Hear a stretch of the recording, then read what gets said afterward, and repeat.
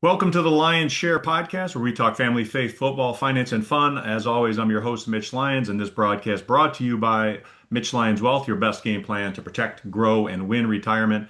And today we have a guest that's near and dear to my heart as a lifelong Lions fan. This guy really came onto the scene when I really started caring about the Lions. So for the next 12 years, he was a staple with the Lions.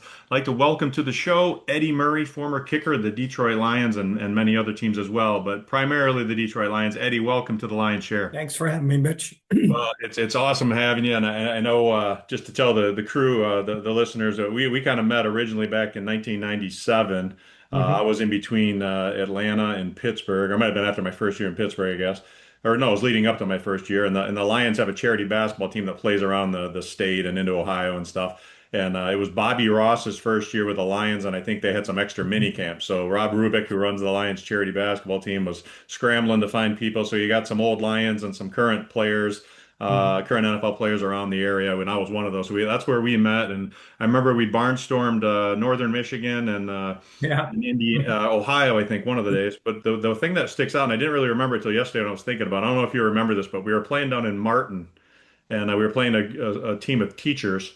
And none of us, we were all beyond our days of dunking, if any of us could dunk. And Yeah. they had a young teacher who actually could jump pretty good. So at one point, we emptied out the lane so he could come through and throw one down to excite the crowd, and he shattered the backboard. I don't know if you remember I that. do remember. Yeah. Yeah. He put on a pretty good hammer. They didn't have the Yeah. We, classical we had rim. we had to pivot and play like three Half on three on court. one basket, I We think is had what we to, did. we had to play half court, but it was Yeah. the crowd got their money's worth. But Yeah. anyway, let's go back. You were drafted by the Detroit Lions in 1980 and played the Yeah. next 12 seasons there. But let's go Mhm. back even further. You're a guy that was born in Canada, so maybe and went to Tulane. So maybe fill in the gap for fans Mhm. that may not know that whole story because I don't think I do. So Yeah. I get it a lot. I really do because they're trying to put those things together and how that makes sense, especially in the era, the time of things at that time. So yeah, I was born in Halifax, Nova Scotia. My father was a career naval officer in the Canadian Navy. He spent 25 years in the Navy, but he was English. And my mother was Canadian. She was actually born in Newfoundland, St. John's, Newfoundland.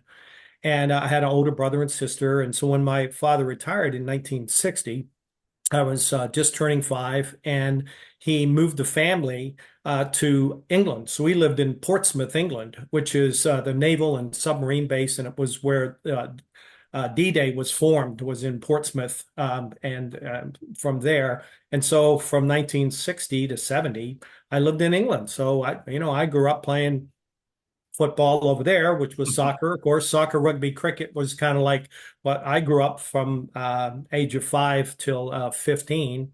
My father passed away when I was 14, and my mother, being Canadian, wanted to be closer to her relatives during her time of grief.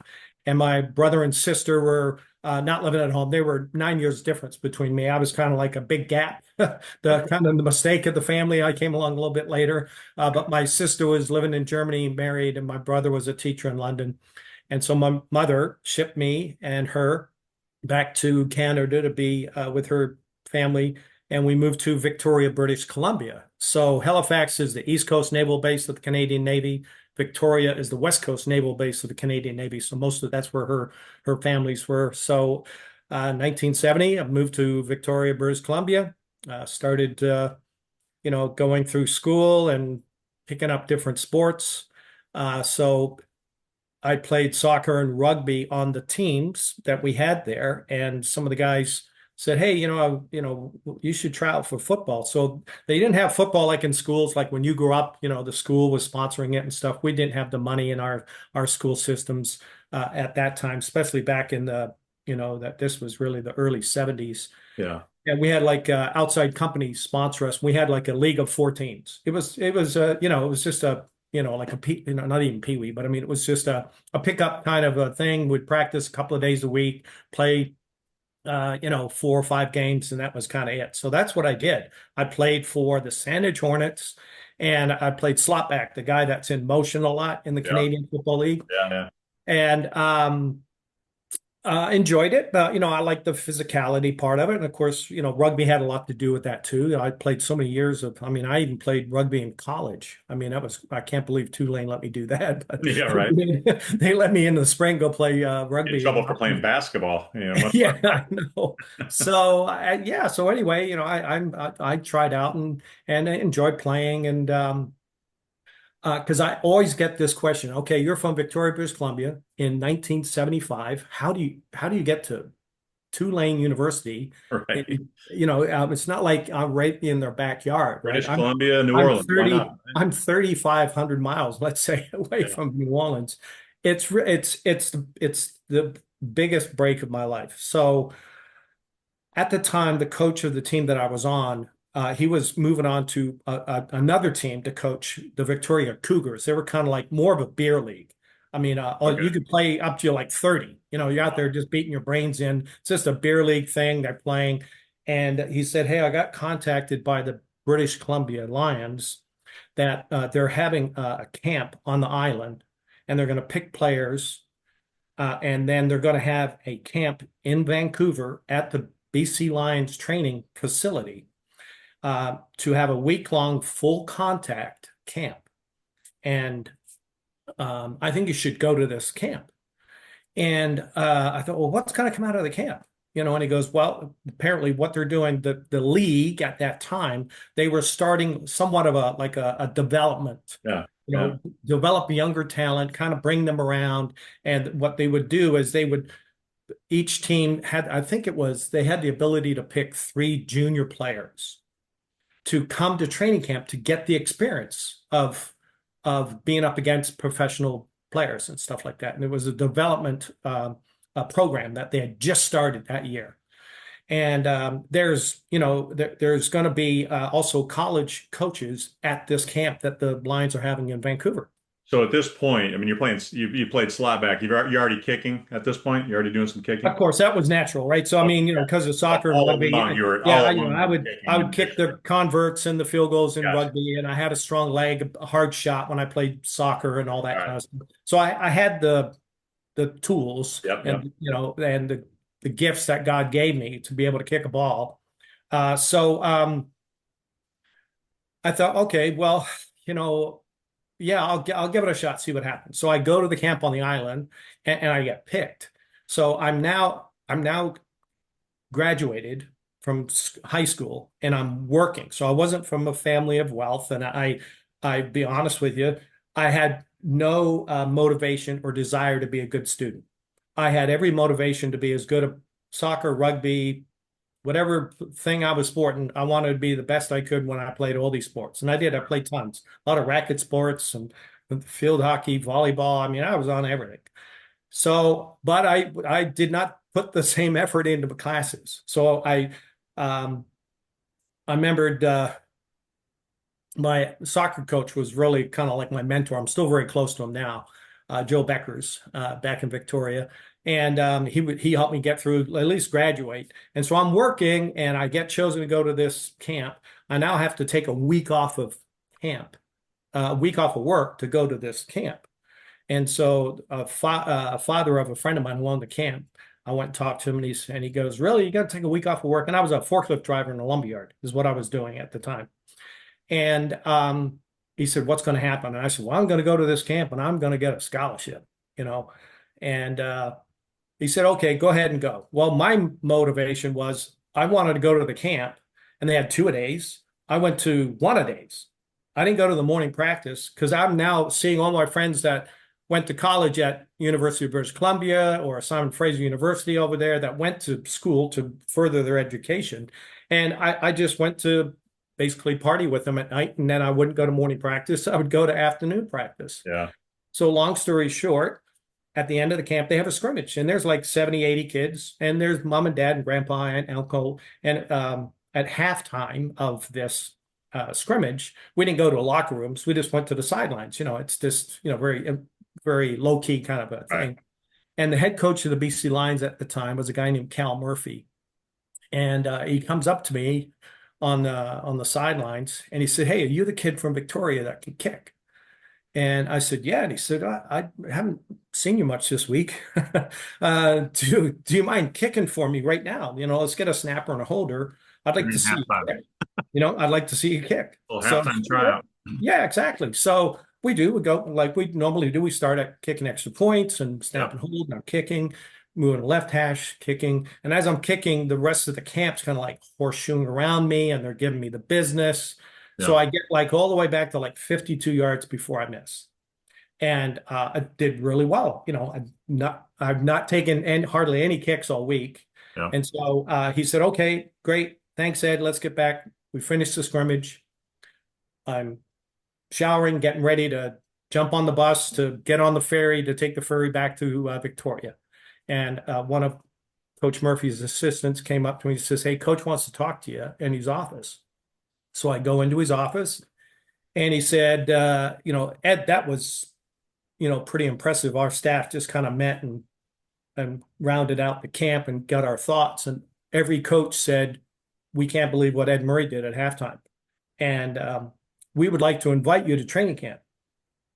And I'm going, really? And he goes, and then he explained this new thing they're doing, this new program. They were Yeah. bringing, and mostly it was for college kids, not a kid who's Yeah. played. So you go from I, kicking in a pseudo beer league to all of a sudden you're getting invited to the Canadian football training camp. oh, exactly. Not only that, but I've played 3 years of football.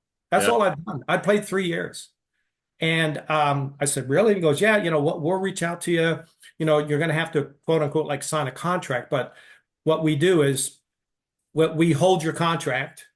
And if you do well enough to make the team, then your contract will be activated and, you would get whatever bonus or your salary was. Right. So I signed a contract. If I made the team, I would make $500 signing bonus and I'd make $11,000 my first year. That's awesome. This is 1975. Okay, Yeah. Mitch. All right. Yeah. Yeah. Yeah. Canadian League football back then was a part-time job. Right.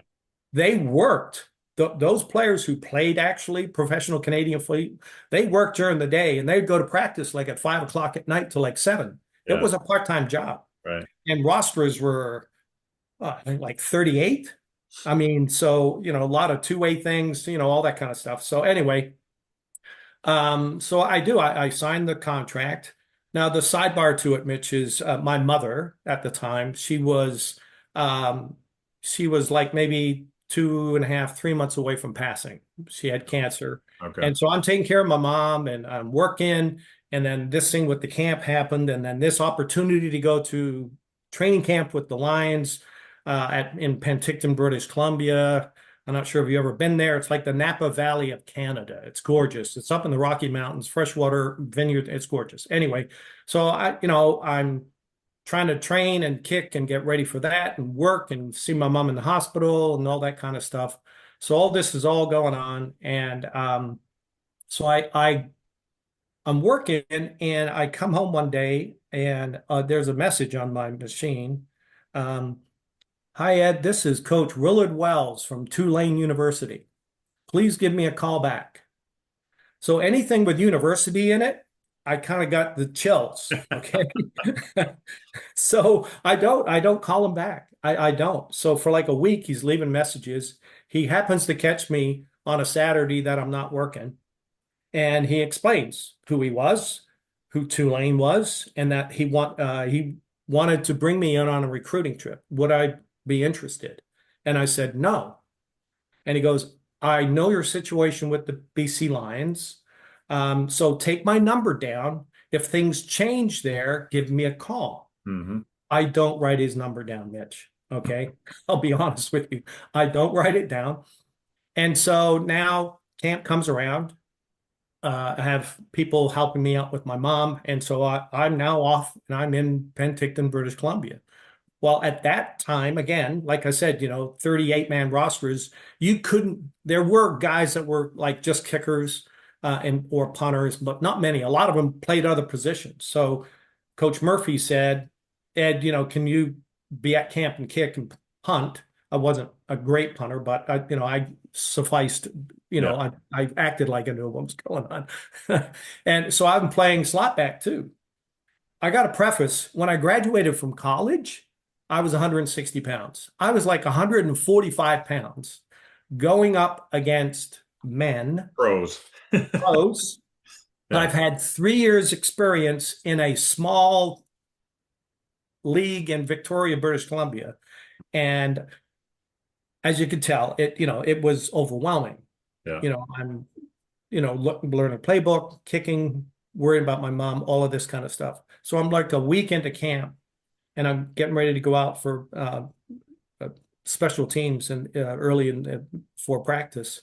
And I'm walking to the field, and this guy comes up to me and he says, "Hey, I'm Willard Wells from Tulane University."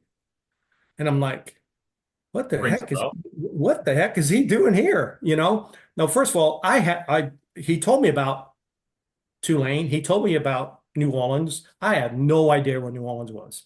Anything below the 49th Yeah. parallel when I was 18 years old, Right. I didn't know anything, geography, nothing. I just knew Seattle. That was the closest kind of US. I had no idea where Louisiana was, New Orleans, anything. And he goes, "Hey, I just thought I'd introduce myself. Let's talk after practice." So I'm at practice.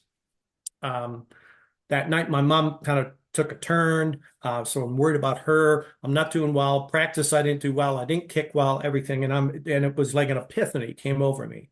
I thought, I can't be here. I just can't. This is too much. It's over my head. I'm not only physically not ready for it, but I am not in a mental place to handle what is going on. So I went to Coach Murphy and I told him, I said, "Coach, I can't be here. Okay. I need to go home. I need to see my mom." And he said, "I understand. You see that gentleman over there by the fence? Go over and talk to Coach Wells." Okay. So now how does all this all come about? Right. So Coach Wells talks to me. We set up, I said, "Look, I need to go home and see my mom. I'll be willing to come on a recruiting trip, but I need to go back and see her to do all this kind of stuff." Now, how does that happen? There's how I got found, but how does that happen, right? Yeah. When Cal Murphy took the job, before that was the head coach of San Jose State. One of his assistant coaches was Willard Wells. Willard Wells was the defensive line coach, but he was also the recruiting coordinator for the university. As you know, when Yep. you lose your head coach, you don't get rid of the recruiting guy, right? You want to keep Yep. your recruits in place. So Willard stayed for like 2 or 3 years before the new coach had found someone to replace him. He got replaced that spring, let's say, where I was getting into camp, Mm-hmm. and Larry Smith. Remember Larry Yeah. Smith? He was at USC, Arizona. Yeah. He actually was an assistant coach at Bo here in Michigan. Okay. Larry Smith had just been given the new head coaching job at Tulane University, and one of his assistant coaches was Willard Wells. Willard Wells is from Powell River, British Columbia. It is a logging town and an Indian reservation. I think even today they don't have a traffic light in that town. You get there by seaplane or logging road. That's how you get there. But that's where he's from. Yeah. When he got signed as the new coach for Tulane, he thought, well, I need to pack up, family, move all that stuff out. But I want to go see my family before I'm now going to go to a new place and all that kind of stuff. So he wanted to go back to Powell River to see his family. He flies into Vancouver, gets a rent-a-car, and here's where things are crazy. He thought, I'm going to stop by and see my old head coach at their offices before I've got to drive up to Powell River and see my family, which he does. He goes to the office, he goes in to see Cal Murphy, and Cal has film that he's looking at from the camp, and it's me kicking at Picking at halftime. halftime. That's how I got found. He Yeah. could have chose any other time to go see the coach. The coach could have put any other film on at the time. But for both those people to be together and that thing to happen, there's no other way, Mitch, to tell it. Because the only way I found out, of course, is Willard. I said, "Willard, how did you find me out?" Yeah. And he goes, I walked into the office and he goes, who's this guy?" And he goes, "Oh, it's a kid we had at this camp and we're bringing him to training camp." And he goes, "You mean that guy's got eligibility?" And he goes, "Yeah." And he goes, "Larry Smith gave me responsibility for the kickers. They don't have a kicker at Tulane. You mean I can recruit that kid?" And so That's how I got It's found. amazing how the dots get connected in life, right? Looking back on it, it's like Oh God, I mean, what are the odds it's of all that happening? I know it's insane, especially back then. I mean, you think 1975, how recruiting was and Sure. all of that stuff. And so, yeah, so everything else kind of fell into place after that. I went on the recruiting trip. I came back. I told my mom that I loved it and I decided to go. Um, So you go and to Tulane, so you're this British Columbia kid going down to New Orleans. How was that transition? it was a big transition. I mean, Victoria, British Columbia is, I don't know, what they got. I don't know, maybe 300,000 people who live in Victoria. So just alone, New Orleans is a big city. Right. So, and it's hot as hell down there. I've never felt heat like that. I mean, I grew up a Awesome. Navy brat, so everywhere I lived, I was by the water. I was in Portsmouth, Halifax, Victoria. It's you get the winds of the ocean and all that kind of stuff. You don't feel that heat and humidity. So that was a big change for me, and just the whole culture thing of everything. I'd never interacted really with blacks. We didn't have any black families that lived anywhere I lived Right. growing up, um, and so that culture change going on there. And of course, New Orleans is in a lot of integration issues were all going on, and so dealing with those types of things and making sure you're not saying the right or wrong things and just trying to I don't know, for lack of better words, just give people the respect that they should be given Sure. at that time, and just trying to learn all those things. And my main thing really was um, I remember Joe Becker is my soccer coach and my mentor, for lack of better words. When I decided to go, he laughed. He goes, "Okay, Ed, don't screw this up. Okay, you're smart. Okay, you got to learn to study. You take every advantage if they have tutors for you or what all that, and they did. We had study table, we had tutors. So take advantage of everything that you can because you're smart. Well, I got my degree at Tulane University in 4 years. I graduated in 4 years, which is the biggest accomplishment I ever thought I ever did, But to, actually apply yourself and learn those things and learn studying techniques, and that's all it was. And so, my thing at that time, I love coaching and I dealt, I wanted to be a teacher, a PE teacher, and like to work with handicapped kids at the time. Did a lot of stuff like that. So wanted to get a special education degree and all that kind of stuff, which I did. And that was, Kicked a few uh, field goals along the way. and I did. But then at that time, it was the year I was a freshman was the first year that freshmen could play varsity. So for me, when I went in there right away, I mean, I was head and shoulders better than anything that they had there, as well as they'd had a couple of kids that they recruited that were kickers, but they were also played other Right. positions.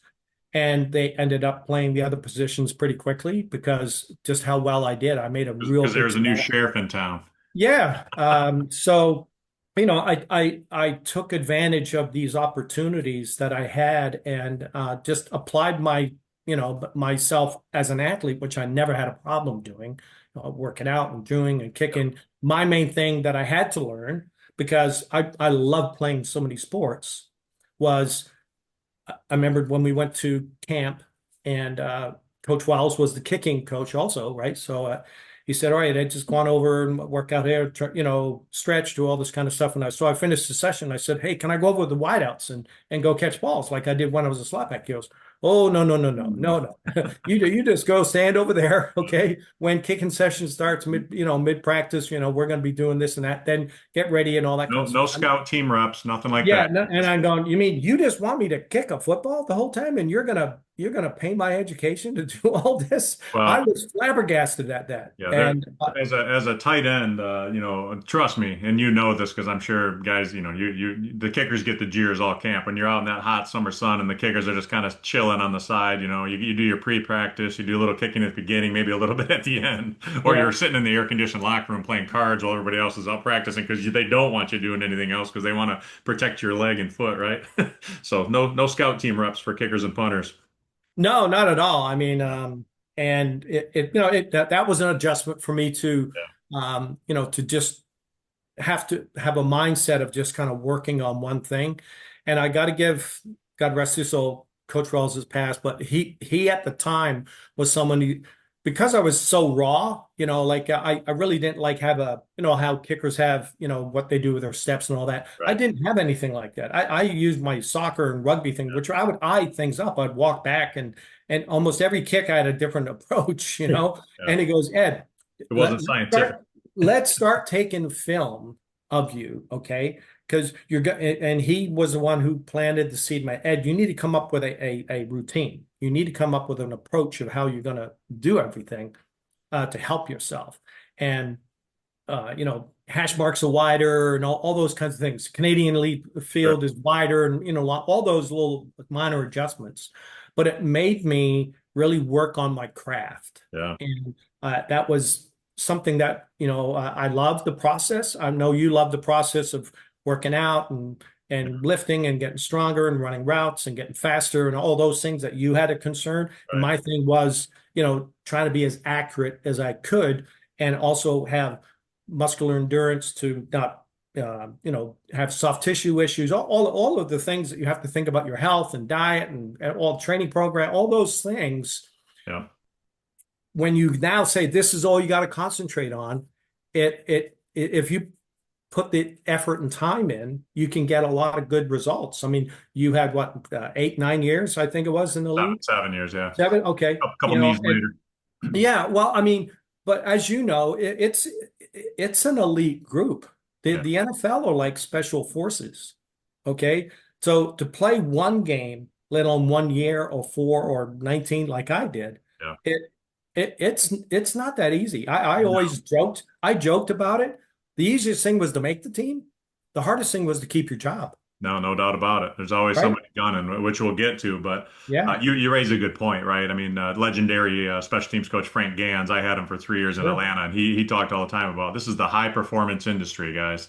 Yep. He related it to a lot to his Navy jet fighter background, fighter Yep. jet background. Crash. Yeah. I had him as a coach too. Yeah, Yeah. crash. Yeah, Yeah. crash. Yeah. So, I mean, he always talked about, right, attention to detail, painstaking attention to detail, which is what you're talking about, right? The Yeah. reps, the consistency, day after day. We are what we repeatedly do. Excellence, therefore, is not an act, but a habit. You always Yeah. quote Aristotle, but Exactly uh, right. yeah. So, I mean, to get you, you go to Tulane, you take advantage of that, you start fine tuning your craft, and now, you're Mhm. drafted seventh round, and to be drafted as a kicker is pretty impressive, right? And not a lot of kickers get drafted, so they thought enough of you to draft you. You replaced legendary Lions kicker, who I didn't remember till I just looked him up, Benny Ricardo. Benny. Yeah. Benny Benny. Ricardo. So Yeah. you come in as a seventh round draft choice of the Hmm. Detroit Lions, and like I mentioned, that's kind of when I started because there was kind of another famous rookie that came in that same class that you probably would have won Rookie of the Year if not for Billy Sims, right? I mean, He you wasn't were bad. Yeah. Billy wasn't bad at all. No. I mean, I believe you made I believe you made did you make the All Pro team or no, that was Yeah. it. No, I had a big splash also. So yeah, Yeah, I got was all pro, yeah, was All Pro. voted into the Pro Bowl. Yeah, I yeah. was actually the first rookie to be MVP in a Pro MVP, I Bowl saw. game. Yeah. So yeah, a lot of very cool things came from that magical season. Playing with Billy, he was just electric. He was amazing. Well, as a young And, kid, and you'll yeah, remember this, but I mean, you guys started off 4-0, right? I remember first yeah. game was LA Rams. I remember Billy Sims had 3 touchdowns. Mhm. He did a little different thing on each Oh touchdown. yeah, And the yeah. crowd, the Detroit fans were like, oh, coming off a 2-14 season, mind you, right? They were terrible in Mhm. '79. And Yep, all of a sudden you got this hot shot rookie, and then Jimmy Spider-Man Allen coined another one bites the dust. And yeah, the season yeah, started off great, 4-0, and I think you were 5-1. I think at one point you were even still like 6-3, but then you just yeah. didn't make the playoffs. I think you tied for first in the Central, but didn't make the playoffs if I remember right. Yeah, we lost to Tampa. I think Tampa ended up winning it. The last game of the year, it Yeah, was for the division, and we lost, and so that they went and we lost out. But yeah, that another one bites the dust, yeah. hit us in where Yeah, but as a young kid, afterwards. man, I remember. I mean, it was something. The state, and much like, and we'll get to this too, but much like the state is now, jumping on the Lions bandwagon. After some long suffering years, they've got the thing going in the right direction. So the crowd was the state was electric over the start of the Lions that year, but. The game, I'll fast forward one year because this game sticks in my mind as a young kid too. Because my best friend and growing up in middle school or elementary school was a Dallas Cowboys fan, right? So Yeah. 1981, you guys are playing the Cowboys. For Lions fans that are old enough to remember, this game kind of sticks in my mind because Mhm. there's a mad scramble. You guys get a first down into the Mhm. down into the Cowboys end. And there's a mad scramble. There's some confusion as to whether the field goal team's coming on or the Mhm. offense is going to down it or whatnot. And you end up running out there. It wasn't a whole lot of time to set up, and you kick the game-winning field goal. And the best part it was the refs missed the 12th man on the field. I remember there was actually Yeah. 12 men on for the Lions. I remember a There big were. picture in the Detroit paper the next day counting all the 12 Yeah. guys, but they Yeah. missed it. And the Lions beat the Cowboys. I got a big win over my friend at the Mhm. time who was a Cowboys fan. So. Uh, Yeah. Obviously, probably a great memory for you running off that Silverdome field with a crowd roaring, beating the mighty Cowboys, right? Yeah, that was such a, I mean, again, football that time was of course different with rules. And there's a great story behind that whole scenario that happened. So going into at training camp that year, Joe Madden was the special teams coach. He was a coach who came out of University of Tennessee, and he was the special teams coach my first 3, 4 years, I think, in the league. And so going into training camp at Oakland University, when we had where we had camp at the time, he started this thing, and it would be during practice. All of a sudden, they would hit the horn and they would go field goal, field goal, field goal. And so his thing was they wanted to work on what it would take to get on the field, get the field goal team on the field with no timeouts left, and get who's ever on the field on the offense that's not on the field goal team off, Right. and me out there to kick. And so we would do it every day. It was always like during team, Yeah. when they're doing team drills and stuff, and then they would just blow the horn, field goal, and so Again, everyone out there. attention to detail, right? Practicing Exactly. every And so contingency. we were doing this. And I remember Eric Hipple was my holder. Eric was in my draft also. And so we're doing this thing. And so at least Eric's the quarterback. He's on the field. Okay. So I'm on the sidelines and running out, and I could be anywhere on the field. And this would happen. I could be on like the other field, and I'd have to run over it. So anyway, I'm going, this is the stupidest drill. I hated it. Every time I'm Yeah. doing this thing, I'm going, oh my God, I got to run out there and go do this. And so that we worked on it all training camp. And then when the season started, we would do it like at least once a week during team drills and stuff like that. So I'm going, this is never going to happen. This is stupid. This is never going to happen. Well, so here we are. Like you're saying, we're playing in this game. It's a tight game. Eric Hipple was the quarterback at the time, and we're driving down, and he threw a seam pass to a tight end, Ulysses Norris from Georgia, right down the seam, Yeah. and they go and put the ball down. Now, rules at that time, Mitch, because now when they down the ball, they take the snap and they throw it right into the ground. Yeah. The rules at that time was you had to take the snap and throw it out of bounds. Okay. When the ball crossed the sideline, that's when the clock would stop. Okay, so you're actually Yeah. doing a play, Hmm. and so you would throw the ball out of bounds. So Joe Madden. So I'm at the other end of the bench. If we're going this way, I'm at that end of the bench, like on the 30, Yeah. watching, kind of being by myself, thinking, okay, I got to kick a field goal to win the game. I'm just kind of get myself away from everybody. But I'm now also furthest away from where, what I'm saying, From an where they're going to be emergency lining field up, right? standpoint. I Yeah. wasn't the brightest guy back at that time. So all of a sudden, I hear Joe Madden when I see the play and everything, and I'm going, oh my God, I'm excited. We're in field goal range. He's going field goal, field goal, field goal team. So the guys that were by him, they're all running out. Eric Hipple's running to catch up with the offense, and he's going down, down, clock, clock, Yeah. clock, Yeah. clock. Yeah. He's wanting to clock the play. So he's running around. Ulysses Norris, who caught the ball, is not on the field goal team, but he stands out and he's standing up like Yeah. a tight end, right? He's just standing there with his hands on his hip. Leonard Thompson was a wideout. He was split out left. Who we had like like three guys who were on that offensive play who should not have been on the field. Well, it wasn't the greatest protection in the world because I just watched it yesterday to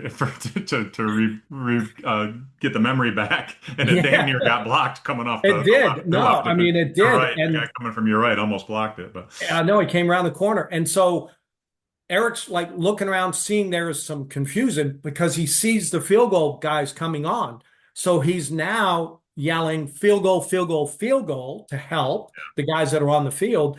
And the guys, Leonard and Ulysses especially, they're like statues. They're going, I'm not moving. yeah, I'm not getting off the field. All right, we're gonna have to figure this out. And so, like, that's what ended up happening. yeah. I got to them in time, and it ended up taking like, I don't know, 16 or 17 seconds, and I kicked the ball like right at one and made the 48-yard field goal to win the And the game. roof comes off the Silver Dome, and I know. I mean, that's got to and be. the crazy thing was in the newspaper article that you referenced earlier, when you were asking the question, they had me as the 12th man, and I'm going, me? I should have been I'm one. kind of I should have been embarrassed. the first person they put a number on. Well, it wasn't my fault that they were there. I had to kick the Look at that ball. idiot kicker. Yeah.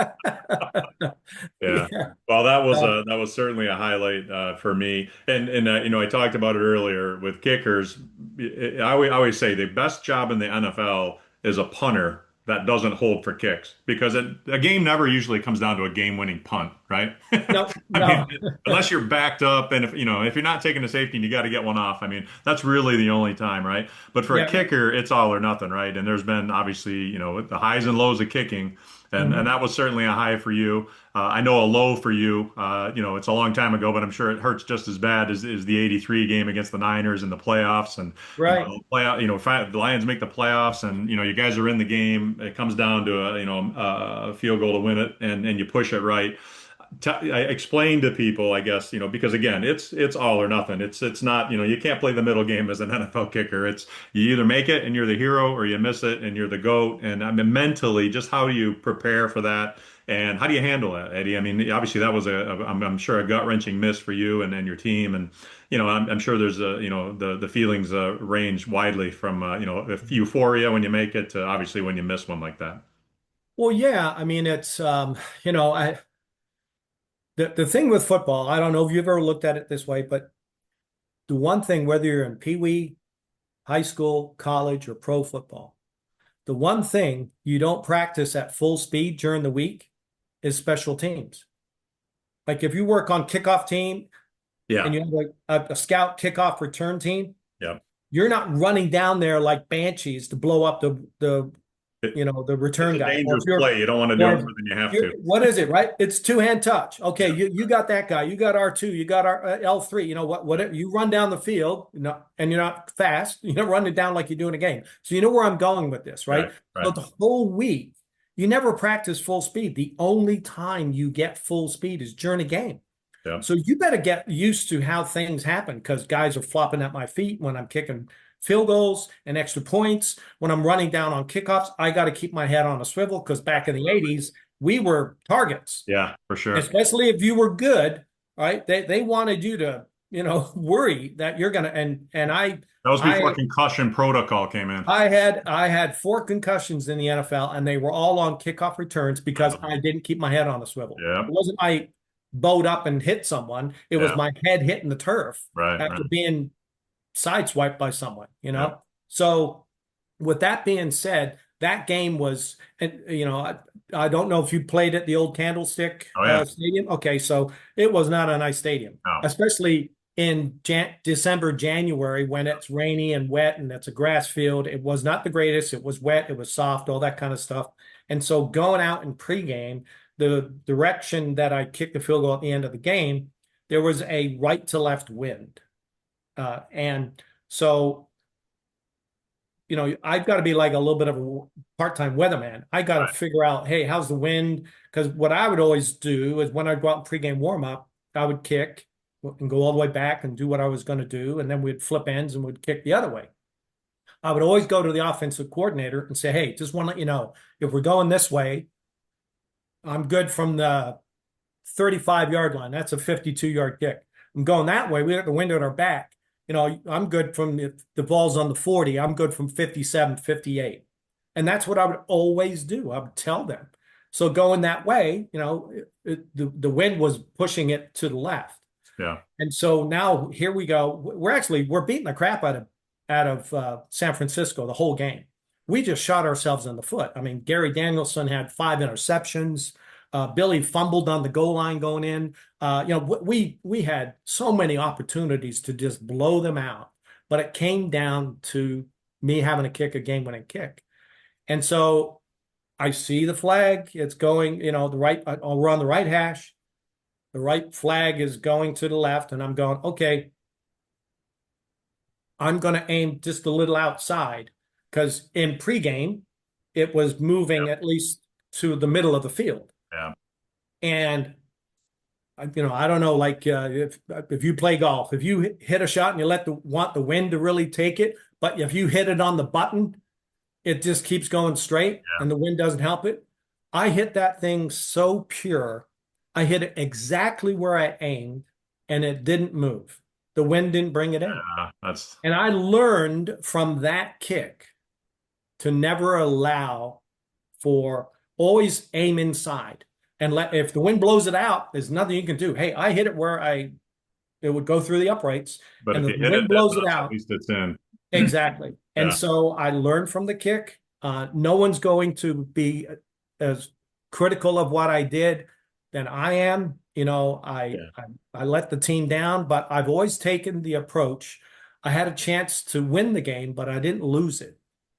It just came down to me to win it. Right. But And anybody football is a team sport. We had so the many old other opportunities, yeah. but I just didn't do my job at that one point in time. It's one play of many, right? And you can go back in the first quarter and Billy fumbling on the goal line or Yep. interceptions. I mean, it's a culmination. Unfortunately for kickers, it comes down to the last one, good or Sure. bad. I mean, hey, fortunately, if you make it, right, you get carried off on your shoulders, on their shoulders, and you're the hero. But that's the thing, man, and that's sports in general, right? You've seen it time and time again. I mean, Scott Norwood missing in the Super Bowl. I mean, Yep. Bill Buckner in baseball. I mean, that's unfortunately sometimes you're defined by that. And I'm not saying you were because you obviously went on and had a great career. I mean, you went on made a couple Pro Bowls with the Lions. Have a great career with the Lions, and I want to talk about that a little bit. Uh-huh.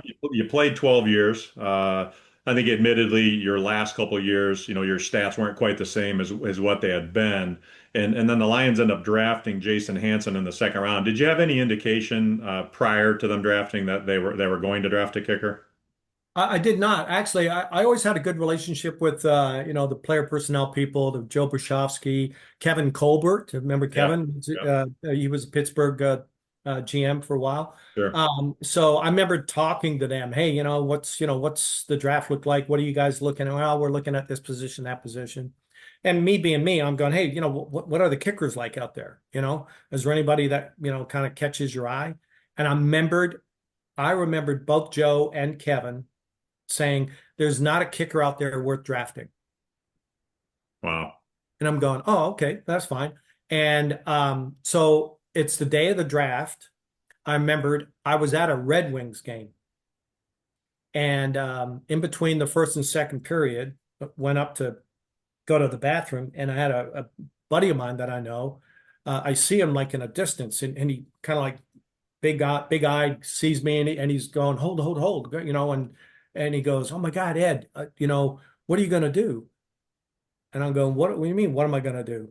And he goes, well, the Lions drafted a kicker. And I'm going, what? He goes, yeah, they not only drafted a kicker, but they gave up like 2 or 3 picks to move up to the second round to take this kid out of Washington, Jason Hanson. So right away, I'm going, okay, I'm no longer a Lion. Yeah. Okay, you don't do that. No. So now I'm not, I'm going, hey, it is what it is. But it was like I heard this reel go off in the back of my head. There's not a kicker worth drafting. There's not Yeah. a kicker Right. worth Right. drafting. And I'm going, again, you can't hold any grudges. You can't, football, it's a blessing, Yeah. And so my thing was, hey, I've had a great run. I've got a 12-year run here. Uh, I had some of my issues later was because I had some injury. I had a hip injury that caused some of my stats last couple of years, and I'm in great shape. I know, I'll take advantage of going to camp and doing well, and then just try to get my agent at the time, John Caponegro, get him to work what he got to do to reach out to teams and all that kind of stuff. So I started having a plan right in my head, and I come home. My now wife of 31 years, we were getting married that summer. So can't Great timing, right? draft was April, and Yeah. we were getting married in July. And so I talking to her, and she was upset, and I said, no, it's just another opportunity, but we have to plan, we have to figure this out. And so, like, as you know, every time there's a draft, they always have a mini camp right after the draft. So I draft the mini camp comes around like a week, 10 days or so later. And that's always the first time they get their hands on you. So you do all your physicals, like the big physical, doing the blood and all that kind of stuff. So, the whole day you're in the hospital getting pricked and prodded and knees and orthopedic and, just checking you out, see what kind of, shape you're in. So we'll go through all of the physicals the first day. And then second day, we have meetings at the Silver Dome, and we have a big team meeting, and then they break up into offense and defense. And Jim Arnold was the punter on the team. And so I go back to my locker and getting ready I figured, oh, let me go, get a cardio in or something like that. And just, these guys are going to be in meetings for 2 or 3 hours, just get something in. So I got my stuff. I'm taking my clothes off, getting ready to put a workout stuff on. And one of the worker guys there that Wayne had as an intern says, hey, Eddie, Coach Fonts wants to talk to you. I said, oh, okay. And I'm trying to put my stuff on. He goes, put your street clothes on. And I'm going, okay. So now I'm going, are they cutting me? Yeah, this is weird. Yeah. It's mini camp. I mean, so now I'm getting upset. I'm going, you got to be kidding me. They're going to do this now? Well, they did. I went into Wayne's office, and he goes, hey, Ed, you know the situation. I go, yeah, I knew. So are you cutting me right now, Wayne? And he goes, well, yes. How would you like us to release you? Because remember, they had different forms. Like if you got released and someone picked you up, the Lions would get like $100 or something like that back in those times. Right. And if you did, they had like 3 different ways that you could be released. And I said, what's the least amount you are going to get from me? And he said, well, if we release you. And I said, well, then release me. Okay. No. And I remembered he had Herbie Patera, who is the linebacker coach, in there with him. I said, Wayne, why do you have Herbie here? What do you think I'm going to do? You think I'm going to beat you up or something like that? I said, Wayne, I am so thankful for this organization, what they've done for me. I've made my home here. I'm going to get married this summer. I'm going to raise my family here. I said, Wayne, don't worry about me. I said, I'm going to be fine. Yeah. You're the one who's going to have to live with this decision. Okay. And if it's the right one, because I told him, I said, what, Wayne, why don't you want me to go to camp? I know I'm gone, but why don't you help me out of 12 years with this organization, and let me get a couple of kicks in during the preseason. And then at the midpoint, after the second preseason game, cut me. Don't release me. And, maybe I can find a team that I can pick up and go in and get a couple of games in before the season, and I'll go on with whatever my next chapter in my life in the NFL would be at that time. And he goes, Ed, I don't want to bring you to camp because I know you're going to mess with his head. And I'm going, well, yeah, I more than likely would, like I do most guys. But also, Wayne, you've had me at camps for like 3 or 4 years. Have you seen me like really be an a-hole to these kids? And he goes, no, you're always over there helping them. And I'm going, I would do the same thing to Jason. Yeah.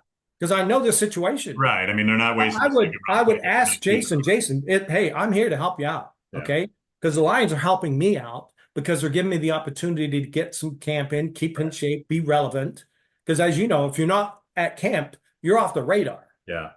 And no GM is cutting his second round pick. So exactly. I mean, so I knew that. And Yeah. I would have been more than happy to help Jason out if he had any questions, what was going on, any kind of thing. It's a big deal. And as it turns out, Jason, he had a fairly amount of He's mental toughness, right? I think he could have handled he should be in the Hall of Fame. it. Yeah. I mean, So that's it's the NFL, though, right? egregious. It's an egregious error that he has not been Yeah. a finalist at least. I mean, he's been eligible for a long time now. He had a great career, but I mean, yours certainly didn't end there. You went on and still kicked 7 more years in the NFL, 19 Yeah. seasons, which is unbelievable, which is along the lines. And when I say no one's above what happened to you, I mean, look no further than, I mean, you were the 1980s all-decade second team kicker, right? Behind Morton Mhm. Anderson, who was on the first team. Morton had the same thing happen in New Orleans. He gets released, right? Sure. And then we Yeah. signed him in Atlanta. We let Norm Mhm. Johnson go, who had a long, illustrious career, and Yeah. With Seattle he'd before done he very went to well in Atlanta. Atlanta. He'd done Yeah. very well in Atlanta. And next thing you know, they're cutting him because Morton, they feels a little better and stronger leg. And the next thing you know, Mhm. Morton's in Atlanta and Norm's up in Pittsburgh. So Yep. that's the NFL, right? I mean, as Jerry Glanville famously said, not for long. Yep. And for you, Very I mean, true. 12 years is a long time, right? And then to go on Mhm. 7 more seasons. And the funny thing is what, two years later, or the next season, right? Was it the next season? No, Two seasons later. yeah, so I ended up getting picked up by Tampa Bay mid-season by Okay. Sam Weish. And I finished the last uh 8 games with them. Well, I played, it was crazy. I played 1 game with Kansas City Okay. and then 7 games with Tampa Bay. The Kansas City game was kind of an oddity thing. Yeah. Nick Lowry had gotten hurt. Remember they used to have the TNT games Yeah. on TNT, Yeah. the Thursday night games. Right. And so he wasn't going to be ready to play the Thursday game. So they brought a bunch of kickers in. They kept me. They weren't sure if Nick was going to be healthy enough. He was. I signed a contract Thursday morning. We playing Thursday night. There's a night So I release signed the time. contract Thursday morning, and Friday morning I got cut.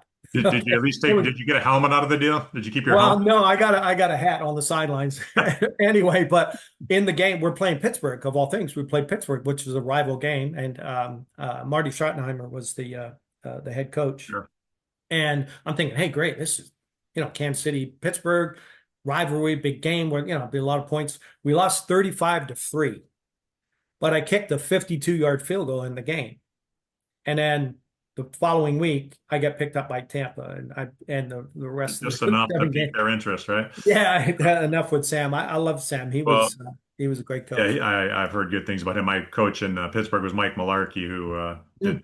coached or Yeah. played for or coached with Sam, I guess. But let's go forward to the next year. I mean, you go to Dallas, you have a really good year in Dallas. You win a Mhm. Super Bowl, you kick 3 field goals.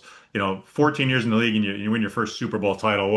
How'd that feel? Just It that was. long to make the big I game. mean, it would be everything that you would imagine, Mitch. I mean, because it was really better than my expectations. What you always envision each year going to that game and trying to play in it and win it, and not experiencing it for so long.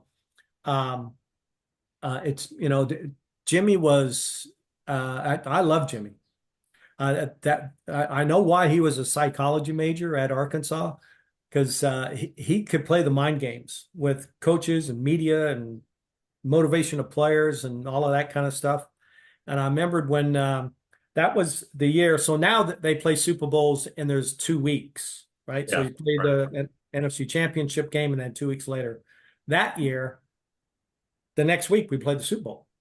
So we beat San Francisco in Dallas for the NFC Championship game, and Monday we're on a plane to Atlanta because we're playing in the old Georgia Dome Yeah, for the that's my rookie year. My rookie yeah year.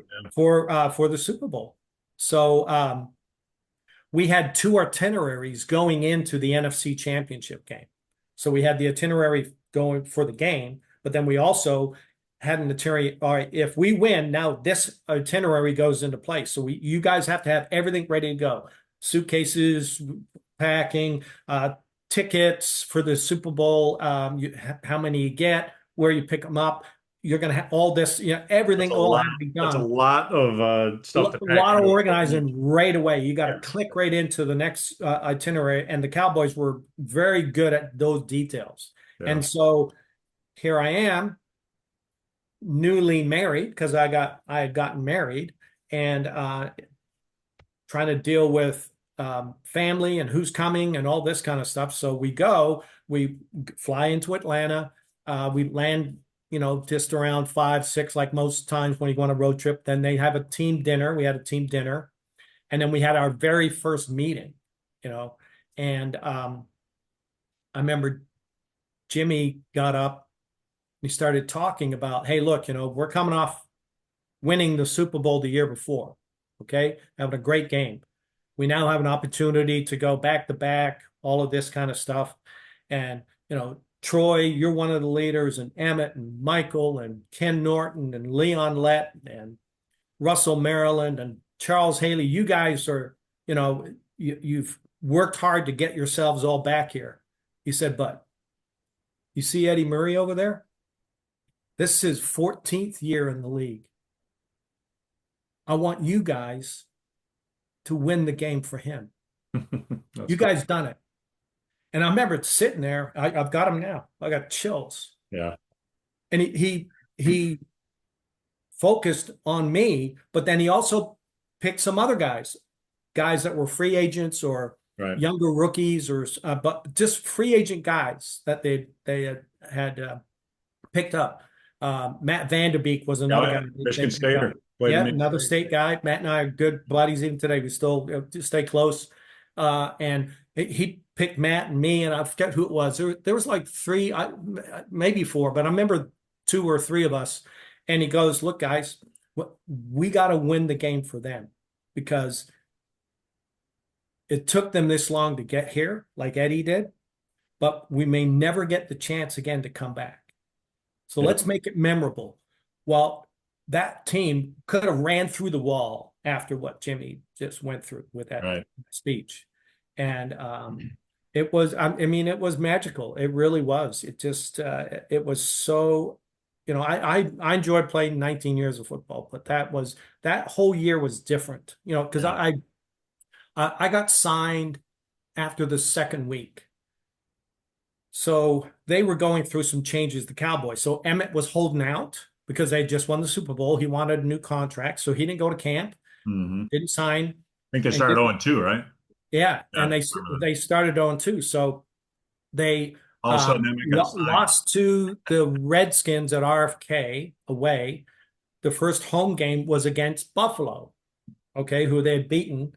And in that game, it was a close game. Lynn Elliott was the kicker at the time. Lynn Elliott had a terrible preseason, did really poorly, wasn't doing well, was on the chopping block type of situation. And I remember Jimmy making the statement about it. They were coming down, and instead of kicking a field goal to tie the game to go into overtime, Jimmy decided, it was like on the 7-yard line or something like that, to go for the touchdown, and they didn't get it and they lost. And I remembered Jimmy saying, I made that decision because I knew I didn't have any confidence anymore in Lynn Elliott, and we needed to get a new kicker for us to move forward. So they signed Emmett and they signed me the same day. And we went on to go 12-4. So we went 12-2 after that, and then won the Super Bowl. So, that's awesome. Yeah. Well, that's great, man. And 19 years, you played with you were you played with a ton of great players. I guess for the fans out there, they'd probably love to hear your perspective. But 1989, the Lions draft Barry Sanders. We've all seen it, but you lived it. Just your take on Barry and just his greatness, Well, we both have had careers in different levels. So, when you were in high school, there was that one guy that just separated himself, right, as a great player or athlete or something like that. When you went to Michigan State, there was a teammate, right, that was head and shoulders something. He was different. He held himself. He did things different, And when Barry came in, he was so understatedly amazing. Yeah. He gave the ball to the official when he scored touchdowns. It was like he'd been there before. I remember, because back then, you got to also, back in the 80s and 90s, we would be in full pads to like the halfway season, right? Remember Thursday, Friday Oh, practices were inside full run. contact. They were full contact, right? Yeah. And nowadays, what they're in pads for 16 days. You can't even be I in mean, pads. You yeah, can't you even can't be in compare pads it. back to back days. It's crazy. And so we would be at practice, whether it was at camp or during the season, and we would be like you were saying, what we're working on team or we're working on goal line or whatever, and you're hitting each other. Yeah. You're not two-hand touching each other. Yep. You're hitting each other. And Barry would make one of those moves where he would just stop and everybody would go one way and Barry would go another way and he would run in and he would give the ball back to the ball boy. And the whole practice would go quiet and they would go, "What the hell was that, What Barry?" just happened? And he goes, "I don't know."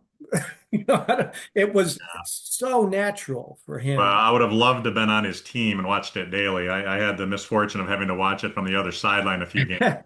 He was simply amazing. But Yes. Eddie, I just want to thank you for coming on because you were a big part. Our company just supported the Kirk Gibson Foundation.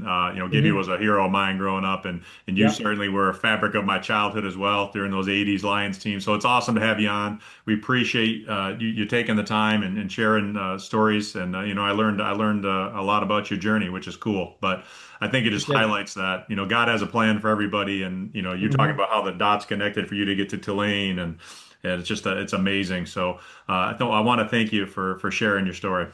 I appreciate you having me. All right. So, hey guys, more great guests like Eddie coming on in the near future. So subscribe, like, share with your friends.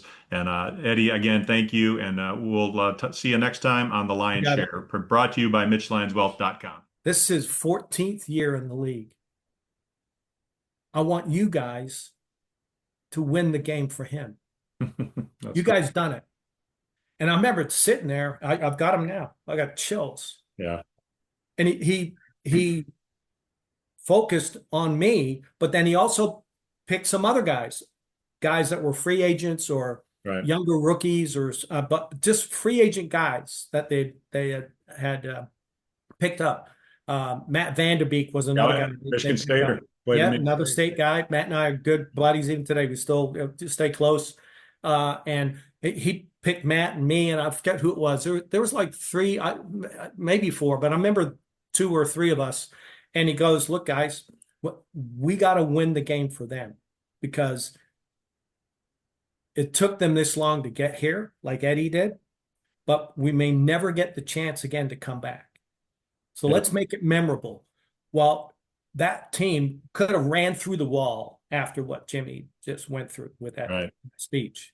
And it was, I mean, it was magical. It really was. It was so, I enjoyed playing 19 years of football, but that whole year was different, because Yeah.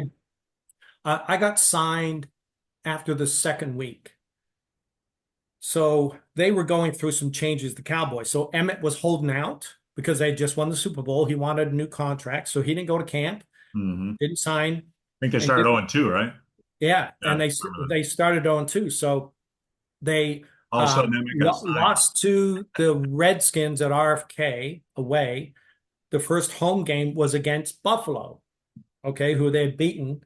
And in that game, it was a close game. Lynn Elliott was the kicker at the time. Lynn Elliott had a terrible preseason, did really poorly, wasn't doing well, was on the chopping block type of situation. And I remember Jimmy making the statement about it. They were coming down, and instead of kicking a field goal to tie the game to go into overtime, Jimmy decided it was like on the 7 yard line or something like that to go for the touchdown, and they didn't get it and they lost. And I remembered Jimmy saying, "I made that decision because I knew I didn't have any confidence anymore in Lynn Elliott, and we needed to get a new kicker for us to move forward." So they signed Emmett and they signed me the same day. And we went on to go 12-4. So we went 12-2 after that, and then won the Super Bowl. That's So awesome. yeah, Well, that's great, man. And 19 years, you played with You were a great, I mean, you played with a ton of great players. I guess for the fans out there, they'd probably love to hear your perspective. But 1989, the Lions draft Barry Sanders. We've all seen it, but you lived Yeah. it. I mean, Yeah. just your take on Barry and just his greatness.